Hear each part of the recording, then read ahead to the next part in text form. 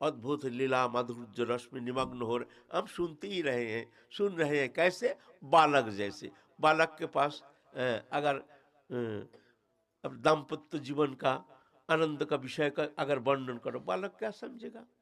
क्योंकि उसका वहां अनुप्रवेश है ही नहीं। ऐसा ही साधन जीवन में हम बालक हैं, उम्र हो गया है, ये तो शरीर का उम्र।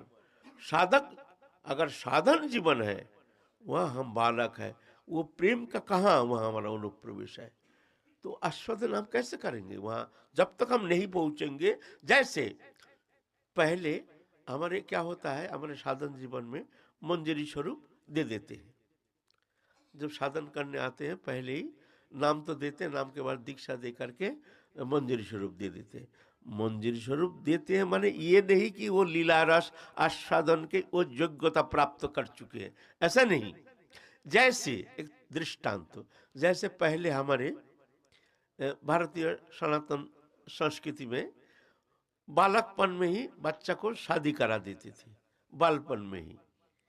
पहले पहले ऐसा था, बालिका अवस्था में ही शादी करा देते थे।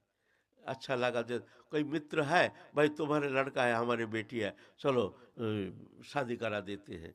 फिर घर में रहता है, पालन पोषण करते हैं। जब बड़ी हो जाती है लड़की, जब सियाना हो जाती है, तब जाके उसको फिर विदाई करते हैं, ससुराल के लिए उनको विदाई की जाती है ना। तो जब तक वो बालिका रहती है तब तक पित्रालय में ही रहती है, ससुराल में जाने योग्य नहीं। और ससुराल में जा करके वो ससुराल के समस्त कर्म सेवा निर्वाह करने लायक नहीं।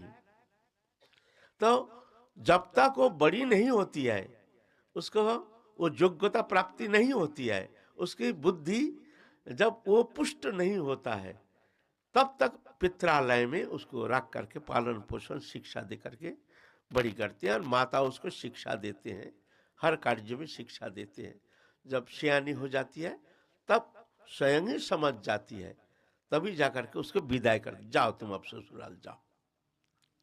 ऐसा ही मंजरी स्वरूप प्राप्त हो गया, इसका